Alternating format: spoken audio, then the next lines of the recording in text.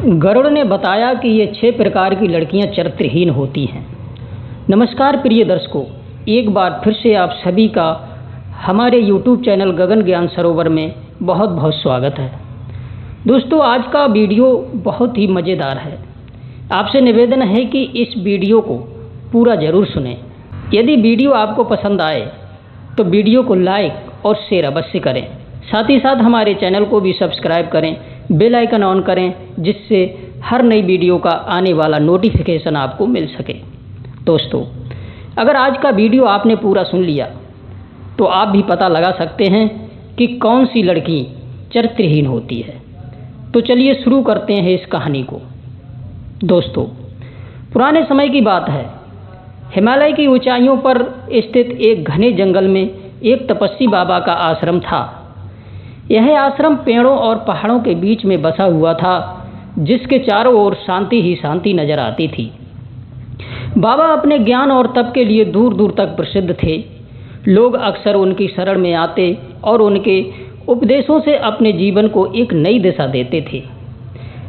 एक दिन एक गरुड़ उड़ते उड़ते उस आश्रम की छाव में आकर के बैठ गया।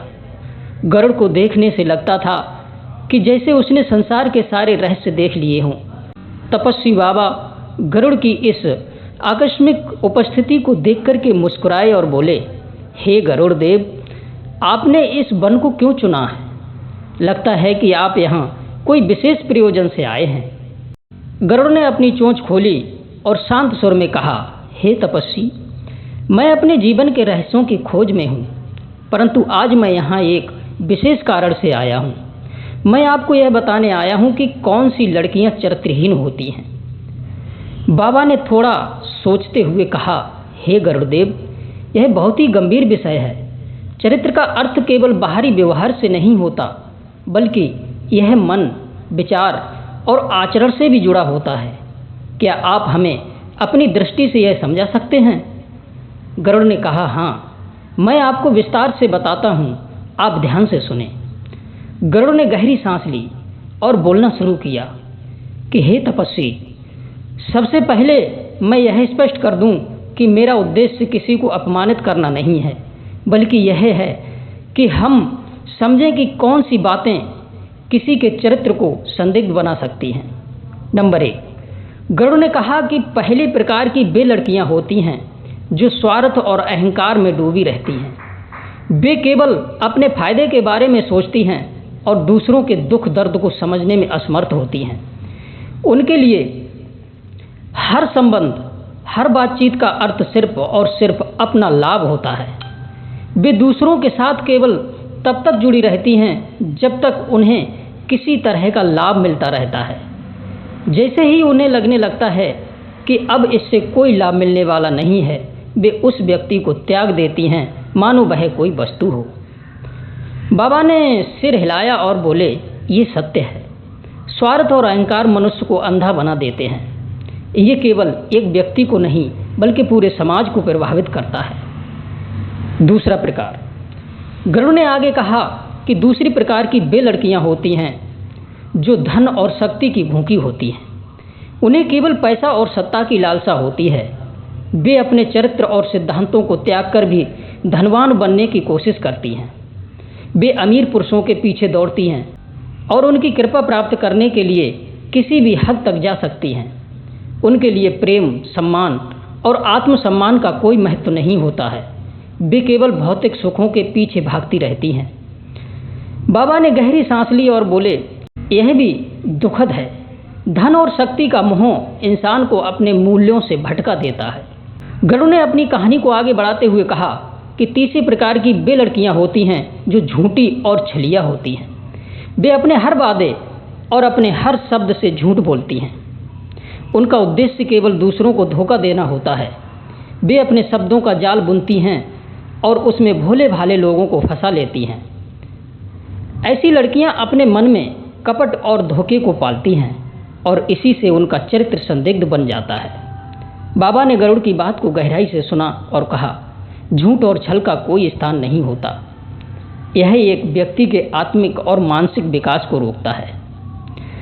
गरुड़ ने चौथी प्रकार के बारे में बताया कि प्रलोभन की देवी वह लड़कियां होती हैं जो अपने सौंदर्य और आकर्षण का उपयोग करती हैं। वे जानबूझकर के पुरुषों को आकर्षित करती हैं, उन्हें अपने जाल में फंसाती हैं और उन्हें अपने स्वार्थ की पूर्ति के लिए इस्तेमाल करती हैं। ये लड़कियां जानती हैं कि वे किस प्रकार अपने हाव भाव और वाणी से पुरुषों को मोहित कर सकती हैं और वे इसका भरपूर लाभ उठाती हैं। वे प्यार का दिखावा करती हैं, लेकिन उनका उद्देश्य केवल अपनी इच्छा की पूर्ति होता है।